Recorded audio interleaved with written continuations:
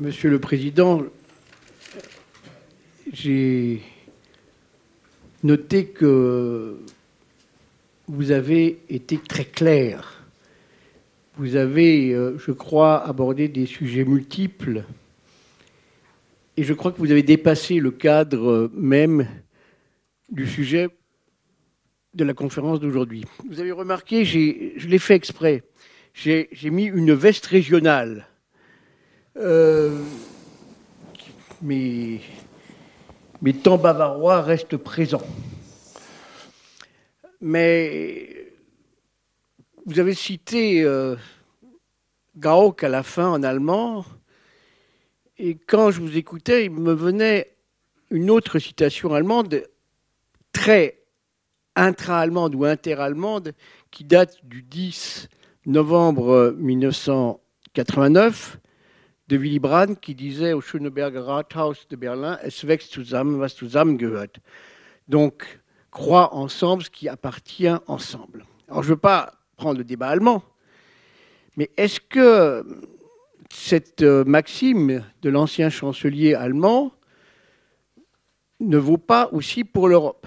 Et si on est un peu critique, on pourrait dire es wuchs zusammen, was zusammengehört in Deutschland. Alors, il y a eu croissance de ce qui appartenait ensemble en Allemagne, avec l'unification allemande, mais en Europe, c'est beaucoup plus difficile. Et si on fait un parallèle, bon, l'Allemagne unie, je ne dis pas qu'il n'y a pas de problème, mais je veux dire, ça fonctionne. Mais d'après ce que vous nous avez dit, je suis assez d'accord, actuellement, l'Europe va mal. Elle ne va tout au moins pas bien. Et aujourd'hui, je lisais... ça m'a été envoyé une interview assez longue du docteur honoris causa de la faculté des lettres et de l'université de Fribourg, Sandro Gozzi, qui était secrétaire d'État aux affaires européennes en Italie, l'ancien gouvernement, hein, qui, dans d'autres termes, avec d'autres démarches, disait à peu près la même chose que vous. Et donc... on est véritablement dans une situation où on ne peut pas simplement faire des tirades en disant que tout va bien. Loin de là. Keine Schönwetterrede, diraient les Allemands. Et puis, je suis professeur en études européennes, mais je suis aussi, à ce titre, parfois un peu l'avocat du diable. Et il y a une question qui je considère comme étant fondamentale, c'est ce lien entre subsidiarité et citoyenneté européenne. Et là, en tant que Suisse, je dirais, ça ne marche pas très bien. Parce que, est-ce que ce sont dans nos communes suisses que nous trouvons les meilleurs avocats de la construction européenne? Et je dois vous dire que je serais très réticent à répondre oui. C'est peut-être le cas de temps en temps dans de grandes villes, ça c'est vrai. Je pense au maire... au président de la ville de Berne, qui est président aussi de la section du Nouveau Mouvement européen suisse à Berne. Mais si vous allez dans d'autres contrées, dans d'autres cantons, je ne suis pas du tout sûr de retrouver les plus grands avocats de la construction européenne. Alors vous me direz, c'est le cas de la Suisse. Mais on voit aussi qu'au niveau européen, il y a malheureusement des exceptions. Et Salvini, c'est la Lega Nord, c'est un mouvement régionaliste. Alors, on me dira, oui, mais regardez, la Catalogne, les indépendantistes, eux, ils se revendiquent de l'Europe. Mais si vous voulez, chaque fois, il y a un contre-exemple. Et n'est-il pas, alors c'est la première question que j'aimerais vous poser, mais elle est provocante, n'y a-t-il pas une part de naïveté? Vous voyez que je suis provocateur envers vous, mais ça n'a pas du tout de mauvaises intentions de ma part, de croire qu'on va régler le problème de la légitimité politique européenne, de ce désamour européen par les communes et par les régions. Est-ce que le principe de subsidiarité est une antidote qui fonctionne? Je pense que c'est une question qui méritait d'être posée, vu justement les différences qu'il y a entre les régions, qu'il y a des différences entre les communes, et que l'on voit que certaines régions disent « moi je suis prêt à faire des accords avec d'autres régions européennes », à condition qu'elles se situent au même niveau que les miennes. Il y avait les fameux 4 moteurs, à un moment donné, entre le Bade-Wurtemberg, la Catalogne, la région Rhône-Alpes et la Lombardie, mais c'était des régions riches. Alors d'un côté, il y avait les régions riches, et aux pauvres, on laisse les régions pauvres. Est-ce que ceci est aussi un modèle ? Je suis volontairement un peu provocant pour poser des questions qui, je pense, nous intéressent tous, sachant que la Suisse aussi, qui est un pays qui se revendique de la subsidiarité, peut être confrontée à un désamour européen. Oui, comme les Suisses ont souverainement décidé de ne pas être membres de l'Union européenne, je ne vais pas perdre beaucoup de temps maintenant à le regretter, tout comme je ne parlerai pas du Brexit. C'est leur décision, c'est leur choix. Les Suisses doivent seulement savoir que, comme l'a dit un jour le président Van Rompuy, la voie bilatérale est une voie efficace, pas une voie simple, mais elle arrivera un jour à la fin de ce qu'elle peut prester. Et malheureusement, pour les discussions actuelles aussi, ce qui se discute avec la Suisse est intellectuellement et politiquement lié à ce qui se discute avec le Brexit. Donc, ce n'est pas le meilleur moment pour tout ça, mais personnellement, je suis un fervent défenseur des bonnes relations avec la Suisse et je donne alors du mien à ça parce qu'il n'y a aucune invitation que me lance, d'ailleurs très souvent, la représentation des cantons suisses à Bruxelles, dans ce beau bâtiment en place de Luxembourg, que je refuse, si c'est possible, d'y aller, parce que je trouve que la Suisse et l'Europe ont beaucoup de choses en commun. Mais venons à votre question. Et je crois que Willy Brandt a eu raison avec sa citation « Wächst zusammen, was zusammengehört ». Mais je voudrais mettre cette citation en lien avec une autre citation de Willy Brandt qu'il a fait vers la fin de sa vie, en bilan. Il a dit « Nichts kommt von alleine und nur wenig ist von Dauer ». Rien vient tout seul et peu de choses sont appelées à durer éternellement. Et avec l'Union européenne, c'est un peu la même chose. Je crois que c'était une fenêtre de temps extraordinaire quand on a fait l'élargissement. On l'a fait évidemment dans des conditions très particulières, pas optimales, trop vite, tout ce qu'on veut. Mais moi je dis aussi, je ne suis pas sûr qu'on aurait pu le faire vraiment autrement, parce que la fenêtre était là. Et maintenant, il faut faire avec. Mais l'évolution depuis lors est très problématique. Et on a aussi mal apprécié certaines choses. D'ailleurs, je ne parle pas de faute de l'un de l'autre, mais ce que l'on dit souvent dans les pays Visegrad, nous avons le sentiment que, après que nous nous sommes libérés de Moscou, on veut nous mettre sous la tutelle de Bruxelles, et ça, il n'en est pas question. Alors, j'ai tous les arguments pour argumenter contre cela, mais c'est un argument largement émotionnel aussi. Il faut tenir compte de tout ça. Il reste là un grand travail à faire. Mais si on veut découvrir ce qu'est le modèle européen, il ne faut pas se promener à travers l'Europe. Parce qu'on va voir toutes les différences, les petits conflits et les nuances. Non, il faut aller en Afrique du Sud, en Argentine, en Chine, au Japon, en Inde, et comparer ce qu'on vit là-bas à ce qu'on vit ici. Alors on a tout de suite compris ce qu'on a en commun en Europe. Mais là, cette voie commune est quelque chose qui ne tombe pas du ciel. Ce n'est pas là, tout simplement.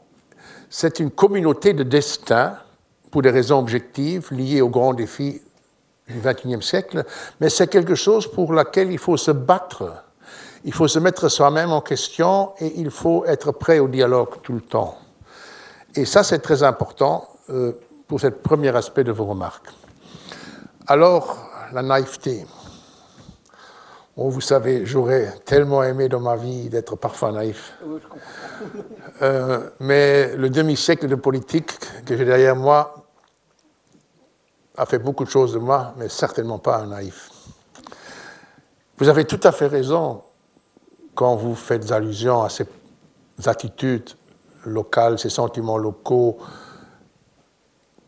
Vous auriez pu aussi dire que tous les partis populistes sont surtout très développés dans les régions rurales qui se sentent un peu déconnectées. Tout ça est tout à fait vrai. Et c'est un échec de la politique qu'on mène.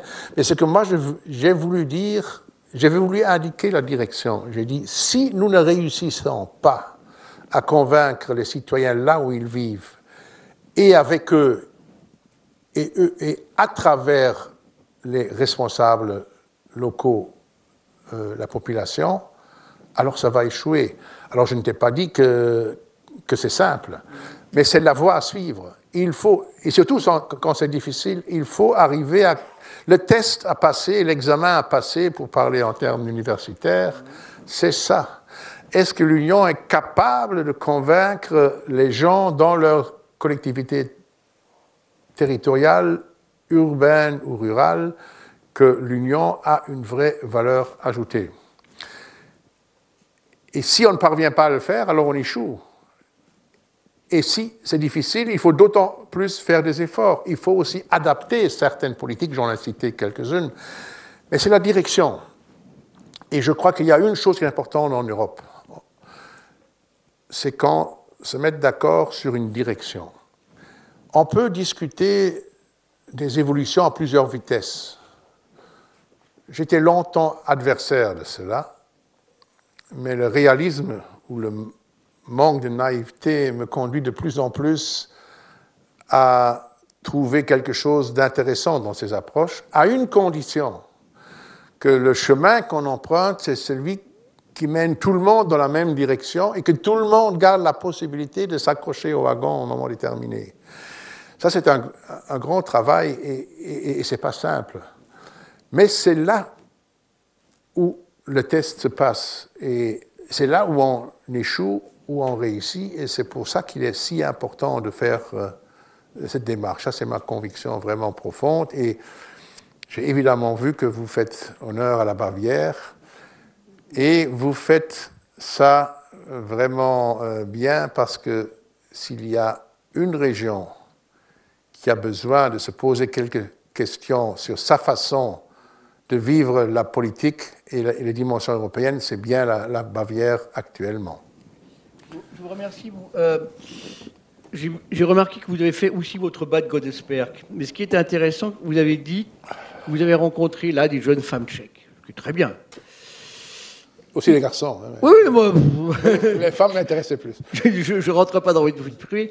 Mais ce qui est intéressant, c'est que quand vous voyez ce qui s'est passé au début des années 60, il y a eu des tentatives de faire rapprocher les populations. Alors aujourd'hui, vous me direz, c'est pas important, tout le monde prend un EasyJet, tout le monde prend sa voiture, etc. Les populations se rencontrent, etc. Mais j'en suis pas si sûr que ça. Je n'en suis pas si sûr que ça, et je pense que souvent, elles se rencontrent, soit fortuitement, soit de façon touristiquement, ou de façon pour des raisons d'affaires. Mais ce qui me manque aujourd'hui en Europe, c'est des succès tels que Erasmus. Erasmus est un véritable succès. Et Erasmus est un véritable succès parce que les étudiants ont pu vivre avec d'autres étudiants. Mais moi-même, je suis professeur d'université, j'en parle d'autant plus facilement. On est quand même un peu plus privilégié quand on est étudiant et quand on n'est pas apprenti. Ou quand on n'est pas quelqu'un qui travaille en usine, etc. C'est-à-dire que l'Europe est devenue et de plus en plus perçue comme, notamment à l'ère de la globalisation, comme réservée aux gagnants de la mondialisation, comme quelque chose qui est réservé aux riches. Je connais votre opinion politique et ça doit également vous interpeller.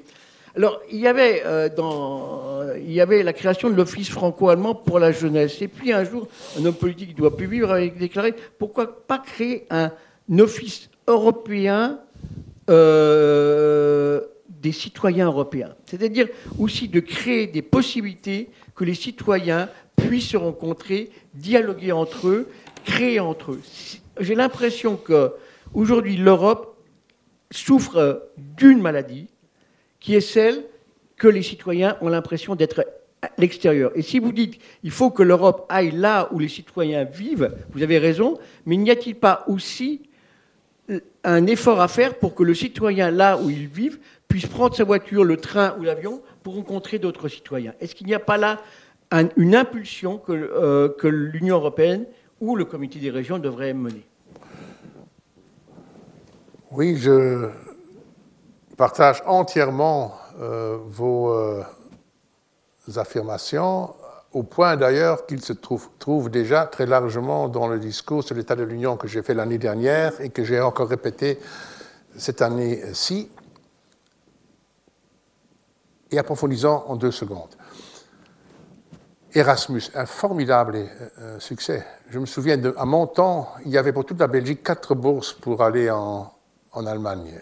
J'ai été un des heureux attributaires de ces bourses, ce qui a d'ailleurs beaucoup changé ma vie parce que j'ai étudié 1 an à Heidelberg, formidable ville, et j'ai appris, je me suis consacré au fédéralisme allemand, ce qui m'a beaucoup aidé quand je suis devenu ministre en Belgique. Mes filles ont fait Erasmus et elles sont revenues changées de ça, comme beaucoup d'autres. Et il est extrêmement important qu'on ne limite pas ces expériences aux seuls universitaires. C'est pour ça d'ailleurs qu'on envisage au moins de doubler les fonds Erasmus et d'élargir notamment pour tout ce qui est apprentissage professionnel extrêmement important. Multiplier les échanges de tout genre extrêmement importants, pas seulement au niveau des études, mais d'une manière générale. Il faut notamment valoriser cet énorme potentiel qui est derrière les jumelages anciens, parfois un peu endormis.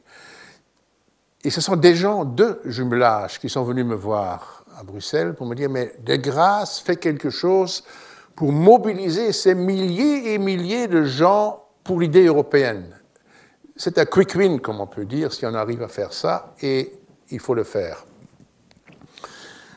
Tout le projet du corps volontaire que l'Union a sorti maintenant est extraordinaire à ce niveau-là. Et il faut même aller plus loin. Je me suis bagarré vraiment durement avec beaucoup de directeurs généraux, avec 3 directeurs généraux à la DG Regio et avec 3 commissaires aussi, sur quelque chose à quoi je tiens beaucoup et que eux, ils voulaient stopper. C'était les projets people to people, les petits projets de la coopération transfrontalière. Et ils expliquaient avec toutes les remarques de leurs fonctionnaires que c'était quelque chose qu'on pourrait faire sans l'Union européenne, que c'était trop compliqué, et tchic et tchac. Et je leur ai dit, mais vous êtes fous. C'est la meilleure façon de faire de la publicité pour l'Union européenne, c'est de faire se rencontrer des gens avec un outil simple à gérer. C'est ce qu'on appelle les multiplicateurs. Exactement. Et enfin, dans la nouvelle édition de ces règlements sur la coopération transfrontalière, ils ont tenu compte d'une fois convenablement. On met maintenant le paquet sur cela d'une façon adéquate, et je suis très content de cela, et il faut pousser ça vraiment à fond. Mais il faut mettre quelque part le bon critère de sélection des projets avec la valeur ajoutée européenne. Et là, à nouveau, il faut différencier.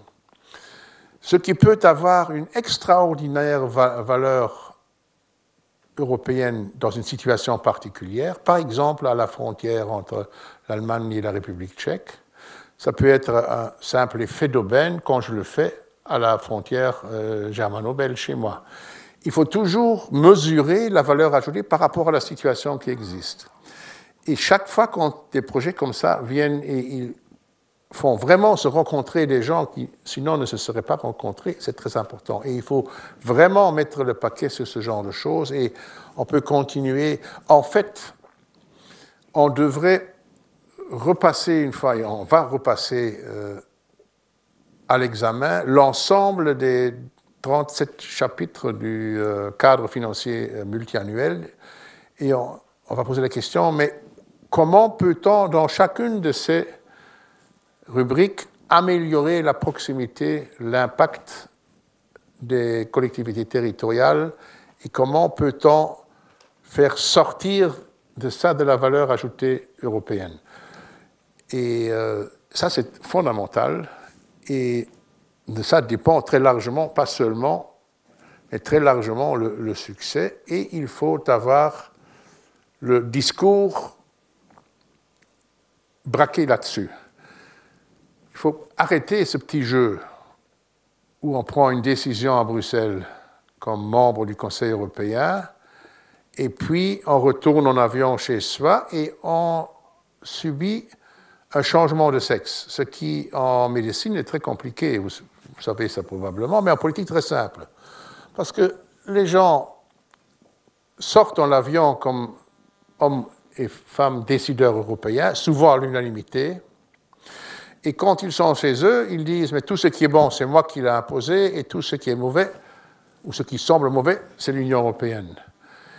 Et celui qui réalise sur place, comme bourgmestre ou responsable un projet, il doit aussi avoir l'honnêteté intellectuelle de mentionner l'apport européen, si apport il y a, et il faut parfois le lui rappeler.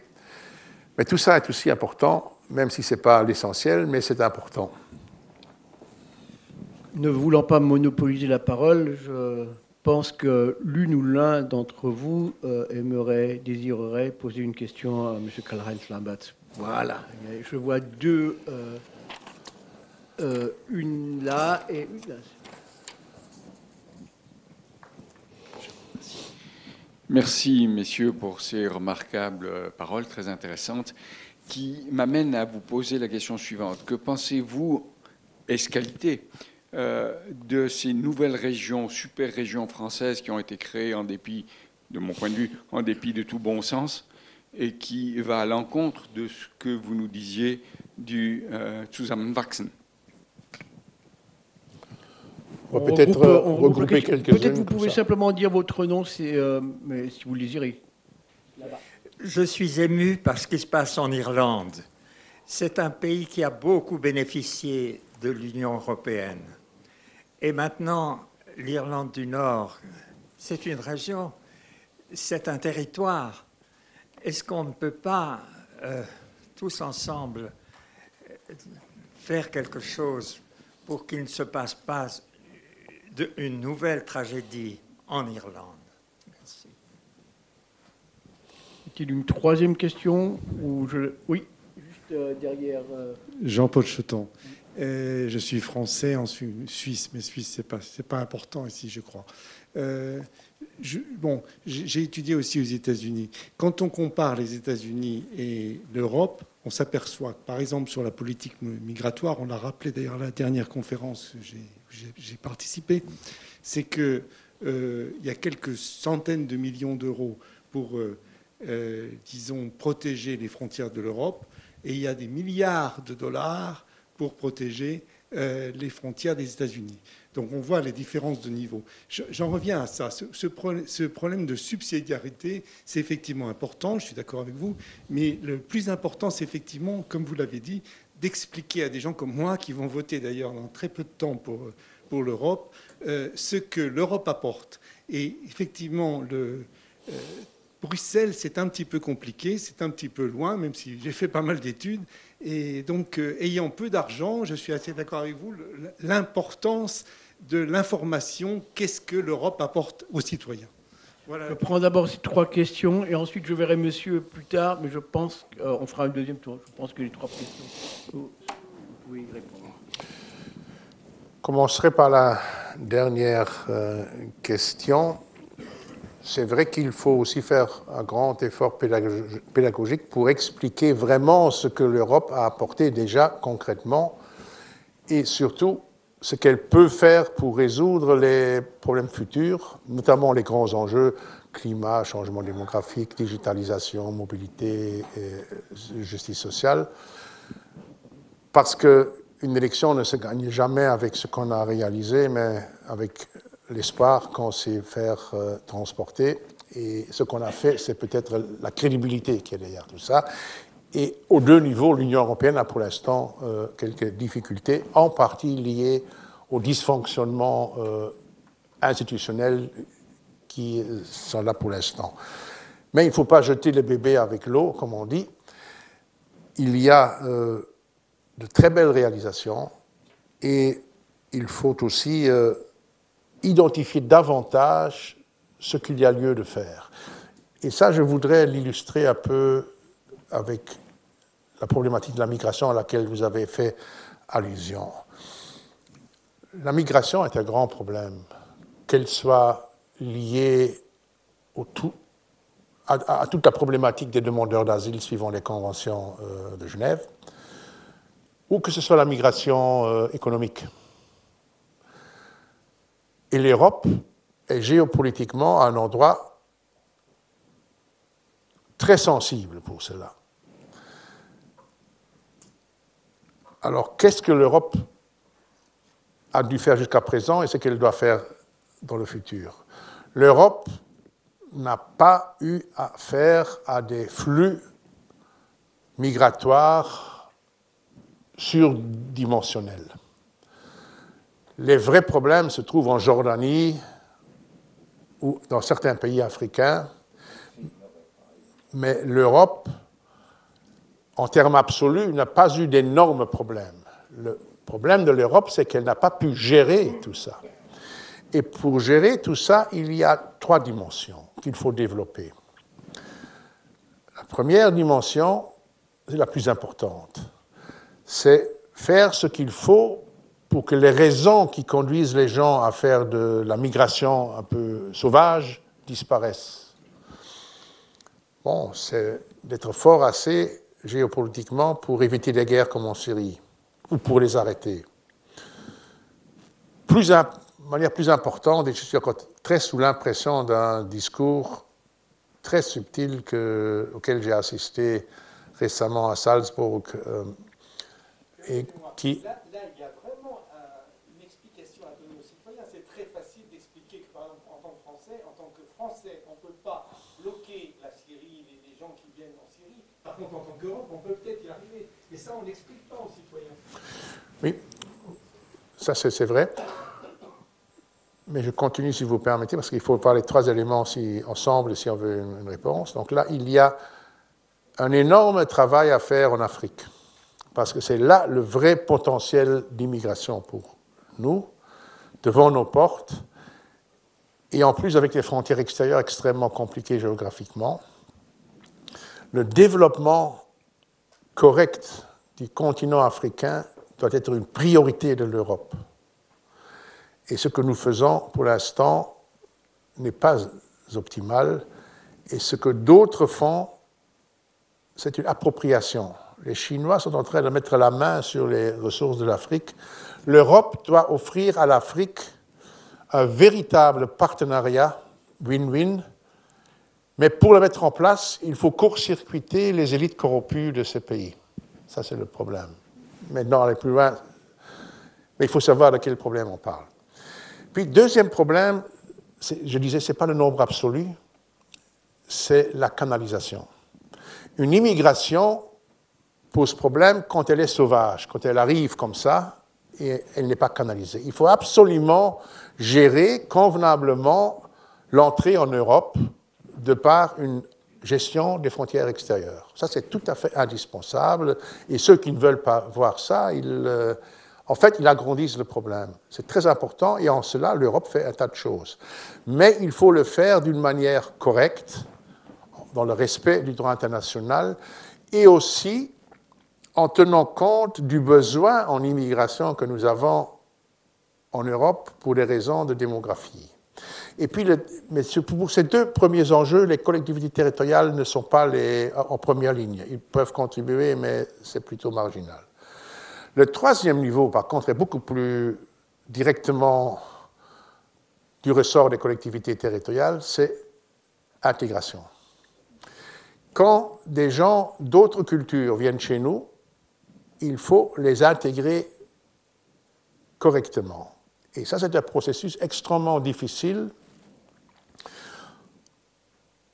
Et c'est un processus qui doit mener à des évolutions des deux côtés. Et la pire des choses, c'est de laisser se passer les choses sans rien faire et en fermant les yeux. C'est pour ça pourquoi en Allemagne, il y a beaucoup de Turcs de troisième génération qui sont plus radicaux que leurs parents. Il y a un véritable travail à faire. C'est très difficile, mais c'est possible. Et nous sommes en train, au comité des régions, avec des bons exemples qui existent. Un exemple phare pour l'instant, c'est la ville de Malines en Belgique, parce que son bourgmestre a été désigné meilleur bourgmestre du monde. Mais il a plus de musulmans dans sa ville de 66 000 habitants que la République slovaque et la Hongrie ensemble. Et ça fonctionne. Et il y a des méthodes qui fonctionnent et d'autres qui ne fonctionnent pas. Donc ça, c'est pour ce problème-là. Il est très important, mais il n'est pas d'une dimension telle aujourd'hui qu'il ne soit pas soluble. Mais ce qui peut nous attendre si nous ne faisons pas ce qu'il faut en Afrique, ça, c'est vraiment autre chose. Venons-en à l'Irlande et l'Irlande du Nord. Ça, c'est une des expériences qui m'ont beaucoup impressionné, disons, dans un passé récent. J'étais avec une délégation faire une visite sur place dans le cadre du Brexit à la frontière irlandaise et nord-irlandaise. On a eu des réunions au Parlement irlandais avec les collectivités territoriales nord-irlandaises parce que le Conseil régional d'Irlande du Nord ne fonctionne pas pour le moment. Et là, les gens nous ont expliqué à quel point ils avaient peur que le processus de paix, suite aux accords récents, il y a une dizaine d'années là-bas, du Vendredi Saint, risquerait de se déstabiliser parce que leur création était fortement liée à l'appartenance des deux parties à l'Union européenne. C'est eux qui le disent, ce n'est pas les continentaux qui l'ont inventé là-bas. Et puis, ils nous ont expliqué, et d'ailleurs j'ai des photos de cette frontière, que ces 400 et des kilomètres de frontière verte entre les deux Irlandes ne pouvaient pas, sans énormes dommages collatéraux, devenir une frontière extérieure de l'Union européenne, et certainement pas une frontière extérieure qui est aussi une façon de canaliser l'immigration. Donc ça, c'est très important et très dramatique.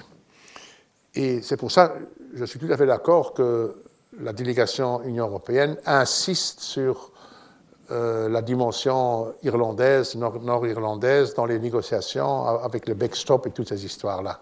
C'est très important, mais ce n'est pas évident et on n'a pas encore de solution pour le moment. Alors, qu'est-ce que je pense des fusions de régions françaises? Rien de bien. J'étais, pendant de très nombreuses années, et toujours engagé dans la coopération transfrontalière avec la France dans le cadre de la grande région Sardo-Lux. J'ai été pendant 7 ans président de l'Association européenne des régions frontalières. J'ai fait le tour de pratiquement toutes les régions frontalières d'Europe. Mais il ne faut pas être très intelligent pour comprendre que mettre Champagne-Ardenne et Alsace dans la même région, il faut vraiment être jacobin français pour avoir une idée de ce genre-là. Certaines fusions avaient peut-être du sens, mais le vrai problème de la réforme territoriale en France, pour moi, c'est de réaménager le système des collectivités régionales françaises, communes, départements, associations de communautés de communes, métropoles et tout ça. Mais on n'a pas fait une vraie réforme, on a finalement transféré un peu de compétences sans adéquatement régler les problèmes des moyens financiers, et on a fait les grandes régions. Tout ça, ce n'est pas moi qui le dis, ce sont mes interlocuteurs, notamment de l'Association des régions de France. Et j'étais, il y a quelques semaines, à Marseille, à la réunion annuelle de l'Association des régions de France, qui faisait son assemblée, et le soir avant, une manifestation avec plus de 2000 mandataires locaux et régionaux, ensemble avec l'Association des maires de France et l'Association des départements de France, sous le titre Territoires réunis, pour s'opposer à certaines tendances très centralisatrices de l'actuel gouvernement français.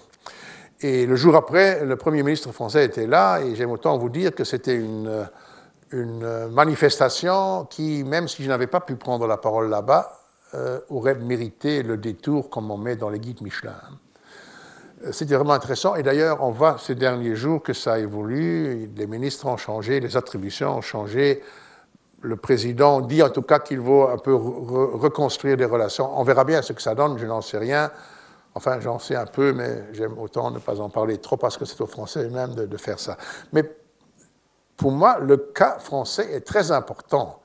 Dans un État classiquement centralisateur, un peu comme les Pays-Bas, il faut aussi avoir des décentralisations fortes. Et on a eu récemment la réunion des provinces néerlandaises dans le siège du Comité européen des régions. C'était impressionnant quelle force ils représentent aussi.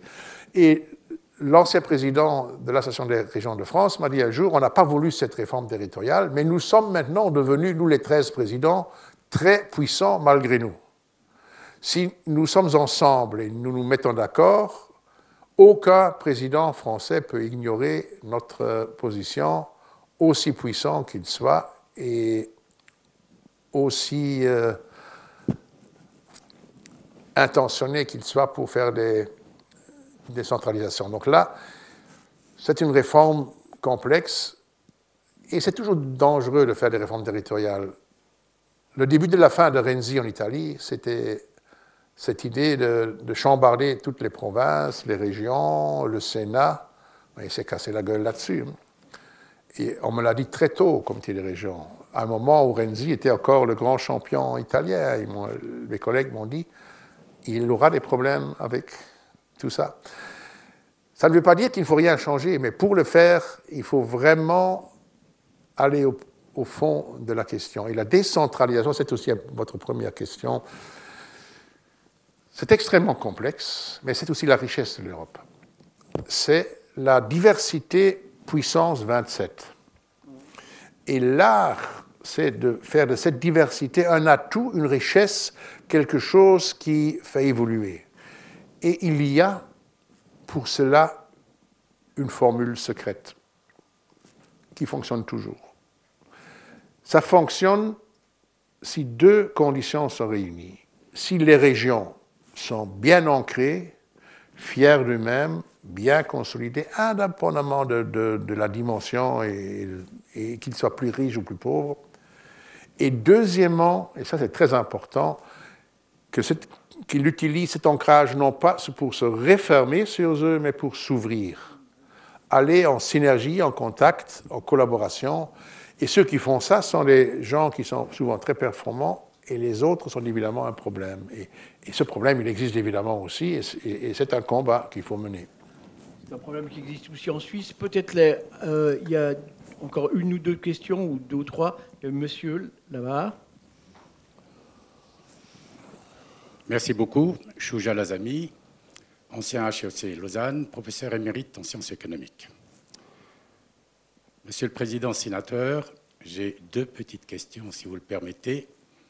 La première concerne le titre de votre conférence que vous nous proposez aujourd'hui. Relancer l'Europe depuis les territoires. Est-ce que vous voyez une nuance si je vous disais relancer l'Europe des territoires? Ma deuxième petite question concerne ce qui se passe actuellement dans les pays européens. Si l'on veut relancer l'Europe depuis les territoires, comment peut-on le faire aujourd'hui alors qu'il y a des pays, comme par exemple l'Autriche aujourd'hui, qui prend le contre-pied de tout ce qui a été décidé au niveau de l'interdiction de fumer dans les restaurants publics et qui s'impose pour abroger toutes les lois, contrairement à ce qui se passe dans la plupart des pays européens. Enfin, une petite remarque, si vous le permettez, depuis fort longtemps, on parle des jumelages et de la discussion entre les localités et les régions. Il y a le problème de la langue. Vous savez qu'il se pose à toutes fins utiles, il se pose à tous les niveaux. Que peut-on faire maintenant, parce qu'on parle des générations qui vont venir, pour imposer une langue commune dans tous les pays dits européens? Merci. Y a-t-il d'autres questions?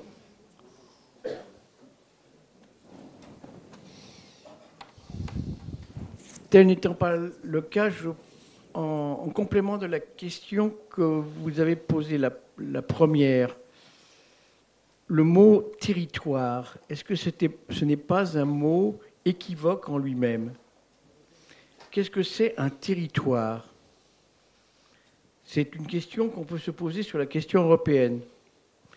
Je crois que là, si vous pouvez faire l'ébauche d'une définition. Quant à l'Autriche, c'est vrai que j'ai également noté qu'on a le droit de nouveau de fumer dans les restaurants, mais je crois qu'aujourd'hui en Autriche, il y a des choses encore beaucoup plus graves que le fait de fumer dans les restaurants, moi-même n'étant plus fumeur. Oui, commençons par les cigarettes et les pipes et les cigares. Moi non plus, je n'ai jamais fumé, ce n'est pas une vertu, mais j'ai vu mon père mourir à cause de ça, donc ça m'a suffi.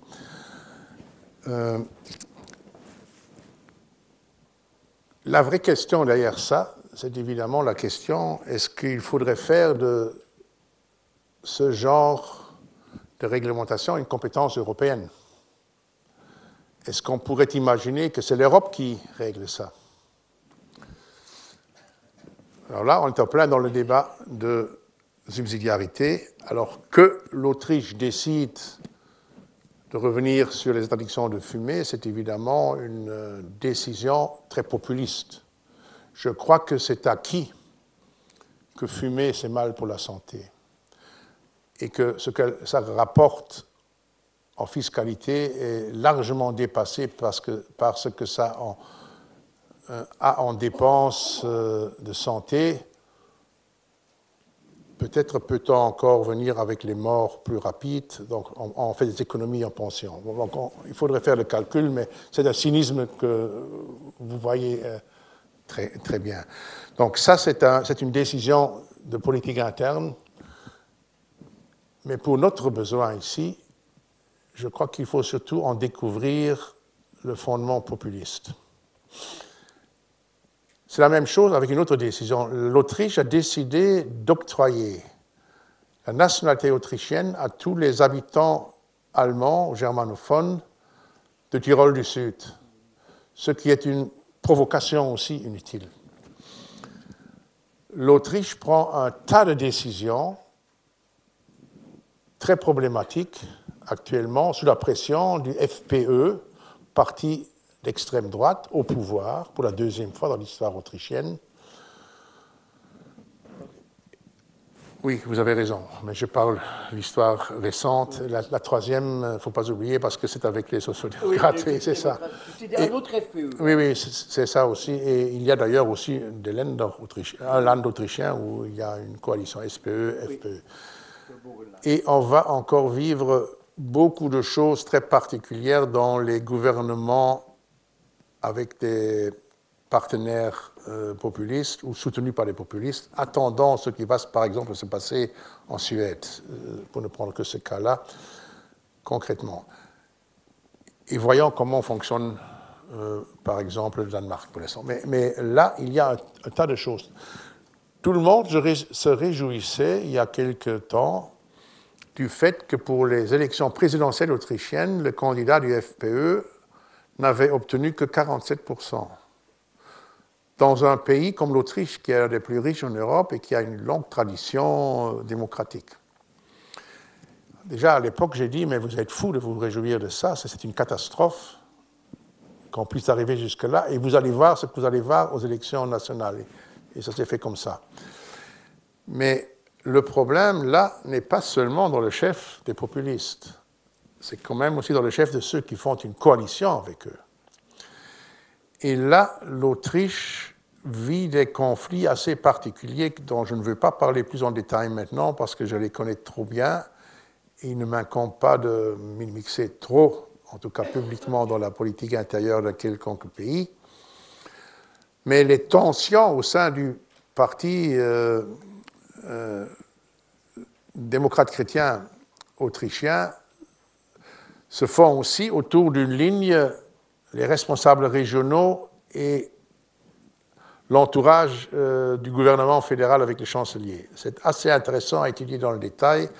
Il y a des choses qui se passent en Autriche qui sont assez intéressantes pour analyser l'accession des populistes au pouvoir en Europe.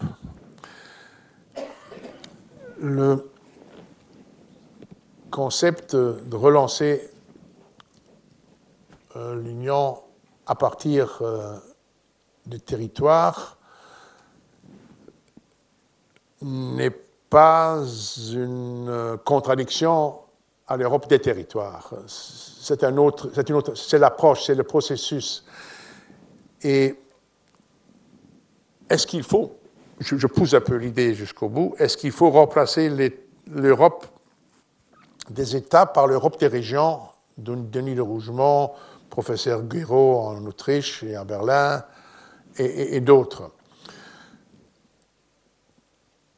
Je suis un peu sceptique sur la manière d'utiliser cet argument. Moi, je crois qu'il faut beaucoup, que l'Europe doit être une Europe des territoires. Je souligne tout ça, mais je dis, c'est pas en supprimant les États qu'on va arriver à là. Il faut justement avoir cette Europe 3D. C'est pour ça que j'ai choisi bien volontiers cette formule. Et pourquoi est-ce que je parle de l'Europe à partir des territoires? C'est pour éviter un piège. Dans l'état actuel où se trouve l'Union européenne, on pourrait avoir l'idée, et on l'a déjà eu, il y a même une résolution du comité des régions en la matière, mais donnant plus de pouvoir aux régions en Europe, faisant une troisième chambre, c'est le ministre-président de Bavière qui a proposé ça maintenant dans la campagne électorale, faisant une nouvelle chambre régionale à côté du Parlement européen. Pour tout ce type de proposition, je suis très sceptique, parce que ça va tout de suite faire un nouveau débat qui ne va pas nous mener plus loin, un débat institutionnel. Je suis plutôt pour une approche d'une nouvelle conception de la subsidiarité. C'est ça qui se cache derrière la subsidiarité active. Je ne veux pas entrer dans un débat de pouvoir ou du statut du rôle, et du rôle du comité des régions. Moi, je veux faire sentir la force qui est derrière 100 000 communes et 300 régions si elles se mobilisent.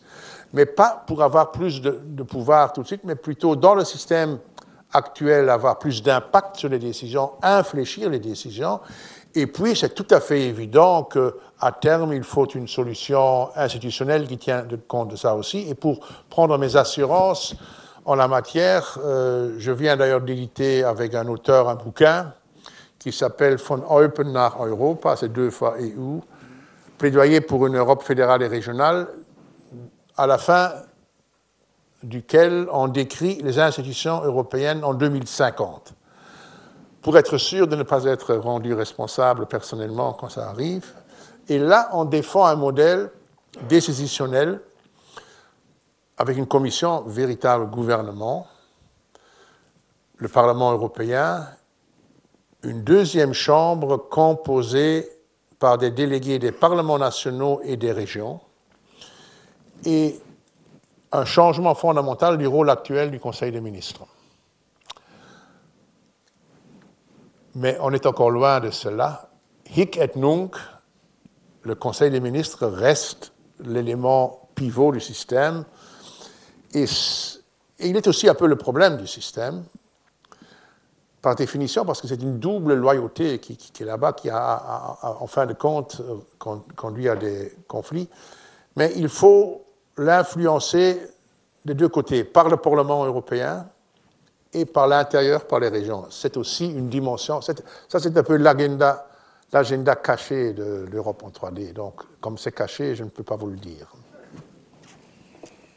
Monsieur le Président, merci beaucoup. Je voudrais évidemment également remercier la Fondation Jean Monnet, l'Université de Lausanne, l'ambassade de Belgique et monsieur l'ambassadeur de Belgique.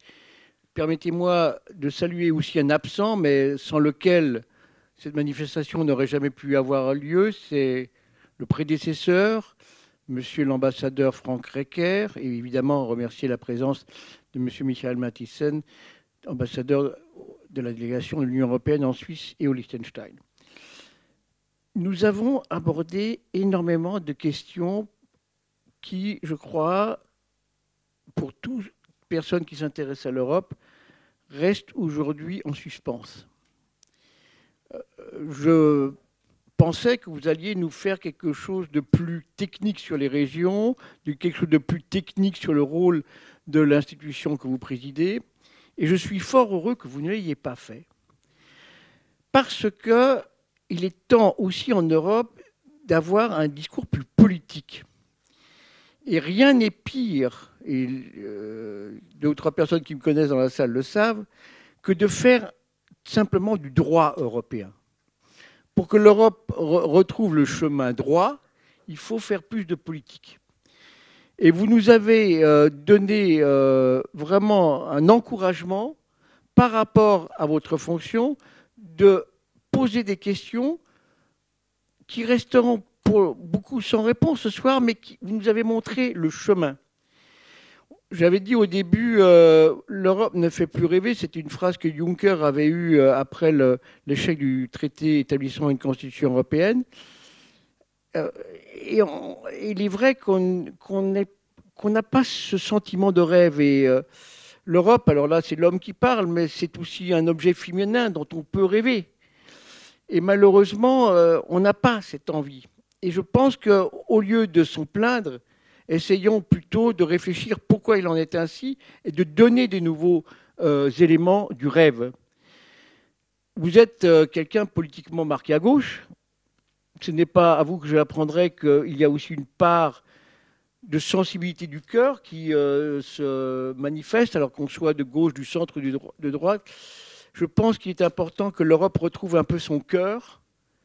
Et quand je dis le cœur, c'est aussi le cœur par rapport au cœur fondateur de Jean Monnet, c'est aussi le cœur fondateur des pays que vous représentez, c'est le cœur fondateur des régions que vous représentez, c'est le cœur fondateur des territoires que vous défendez. Et c'est donc avec un espoir qui sort du cœur que je voudrais aujourd'hui terminer cette manifestation, en vous remerciant de votre participation.